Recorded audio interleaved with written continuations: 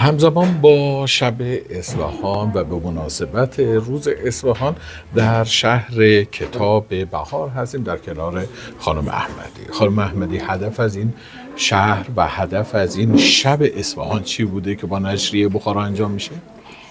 ما برنامه‌های خیلی زیادی با همکاری مجله بخار رو برگزار کردیم و هدف ما اینه که ما به عنوان شهر کتابی که در اصفهان در حال فعالیته و یه مکان فرهنگی بتونیم این شبا زنده نگه داریم و این روز رو نگه داریم و در مورد دغدغه‌هایی که در مورد اصفهان مطرحه بتونیم یه قدمی برداریم و در موردش صحبت بکنیم. خیلی ممنون.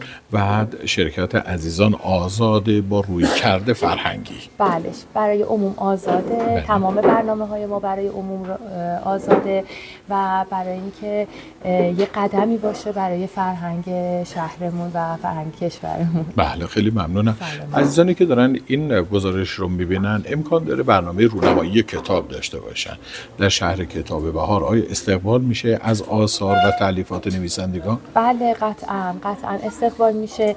میتونن که با کتابشون بفرستن شهر کتاب بهار. بله. و ما تیمی هستیم با مدیر فرهنگیمون و حالا بخش کتاب جلسه میذاریم. بله. و اگه امکانش باشه که حتما رونمایی میذاریم براش. خیلی ممنونم خانم احمدی. متشکرم. به مناسبت 1 آذر روز اصفهان، اینجا شهر کتاب بهار در اصفهان، خیابان بهار آزادی، رسیده به چهارباغ بالا. اینجا ایران اصفهان. خدا نگهدار.